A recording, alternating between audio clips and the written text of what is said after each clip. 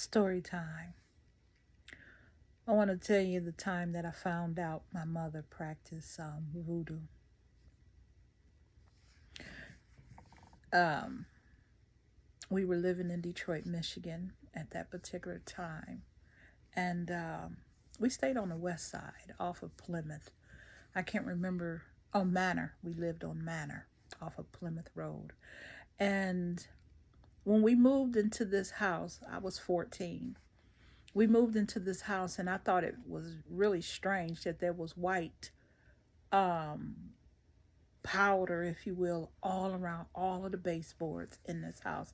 And I'm thinking, what in the world is that? And we were just told, don't sweep it up. I'm like, all right, cool, no problem. But what is it?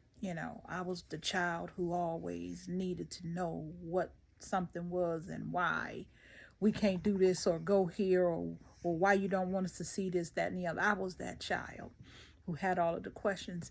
And this house in particular was a bit strange to me. Um, and let me add that also at that particular time, I was pregnant with my first child, you know, but I didn't know it, right? And so, anyway, I shared a room with my aunt, and then it was three bedrooms, and then the other room was where my sister um, was staying. Sleeping. My other three sisters, and my mom slept in the other room. And so the room that I was sleeping in with my aunt, my bed was facing the attic door. And I every night I would wake up in the middle of the night and would see this attic door open, and there was no reason for it to be open. And I would get up and I would close it back. And so then I would get back in the bed and lay down. But one particular night, when I got up to close it, and I closed it and I got back in the bed to lay down to go to sleep, back to sleep. And all of a sudden, the door came open again. And I saw this figure walk right on past, walk into the hallway, and went to the left, which was in the room where my siblings were sleeping. And I was so terrified that I threw the cover over my head. I'm 14 years old. And I'm just like, whoa, what did I just see? So I take the cover and peek out to look and see where else this thing is going to go. And I'm looking, and it goes into the room, come out of the room where my siblings were. I don't know how long it was in there because I don't remember how long I was hiding under the cover. But anyway, then it went in the room with my mother. And I was just so scared that I just threw the cover back over myself. And I was just praying and praying till eventually I fell asleep. And when I got up in the morning, the door was back closed this much, because at first it was open wide after I had closed it. And then I remember my mother telling us, that room that's in the basement, don't y'all go in that room.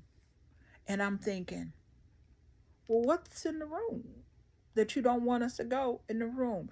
And if anybody who's from Detroit, Michigan, and grew up there in the 70s and 80s, know that back then they used to have these huge furnaces in the basements to heat the houses, and it had all of these, what we called as children, arms, but they was, ducts that went up to the vents and stuff, and it just looked like a demon itself.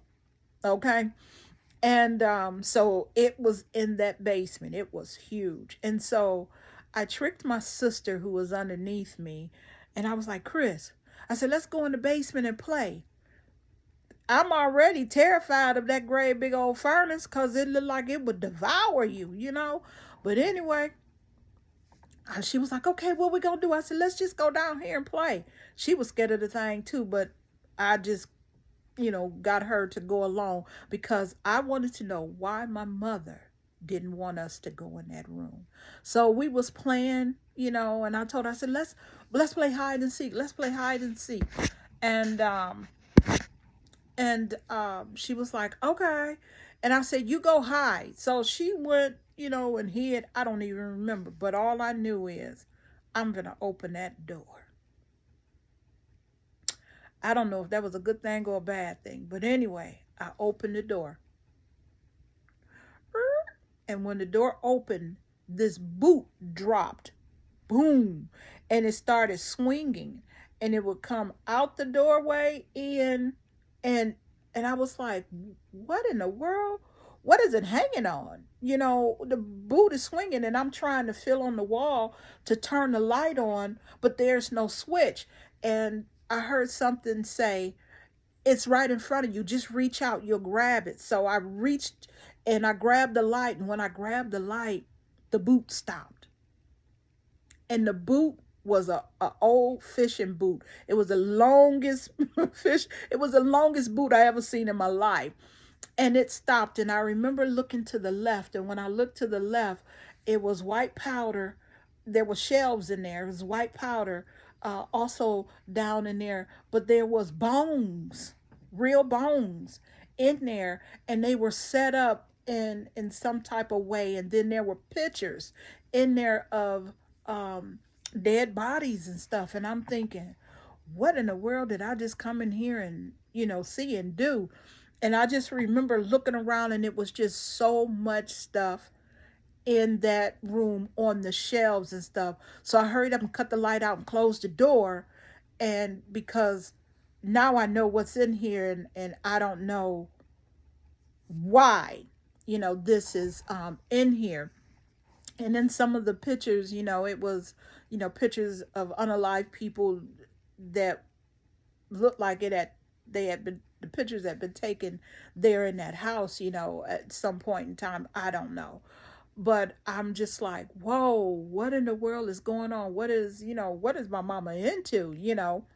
Um, and my uncle, which was my mom's baby brother, his wife, whose house it was, she also was a practitioner, you know. But I wouldn't know any of that back then. And I was like, oh my gosh, what in the world is wrong with these people?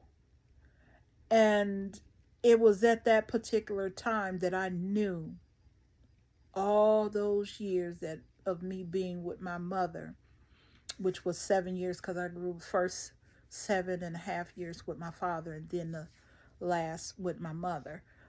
Um, I knew then that this woman wasn't really one to be messed with. And so that's how I found out that my mother practiced voodoo.